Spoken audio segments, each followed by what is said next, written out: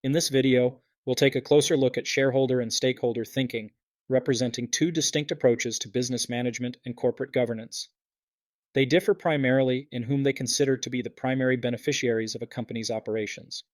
First, let's take a look at shareholder thinking.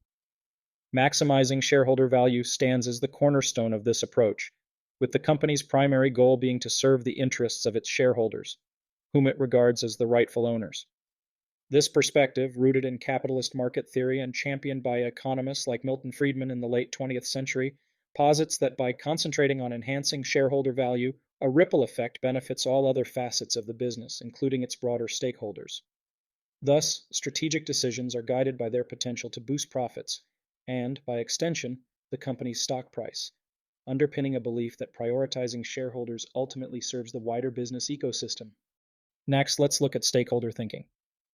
The stakeholder approach expands its vision to encompass not just shareholders, but all individuals and entities impacted by the company's activities, including employees, customers, suppliers, communities, and the environment.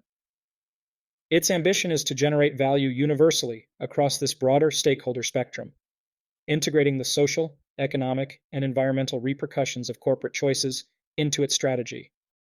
The argument at the heart of this philosophy is that a company achieves greater long-term success by harmonizing the varied interests of its stakeholders as opposed to concentrating exclusively on shareholder gains.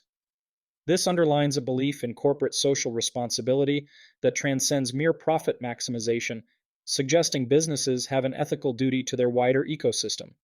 Stakeholder theory, emerging as a critique of shareholder primacy, underscores the importance of ethical considerations and corporate responsibility towards society at large. Shareholder and stakeholder thinking differ in terms of primary focus. Shareholder thinking prioritizes the interests of shareholders with a specific emphasis on financial returns. In contrast, stakeholder thinking aims to balance the interests of all stakeholders, incorporating considerations that are social and environmental as well as financial. The two approaches also differ in terms of their temporal focus. Shareholder primacy often leads to an emphasis on short-term profits, whereas stakeholder thinking encourages a commitment to long-term sustainability and corporate social responsibility. Finally, the two approaches differ in their relative emphasis on ethical considerations. Stakeholder theory not only integrates ethical concerns into decision-making processes, but also prioritizes the well-being of all individuals impacted by the company's actions. In practice, the distinction between these two approaches is not always clear-cut.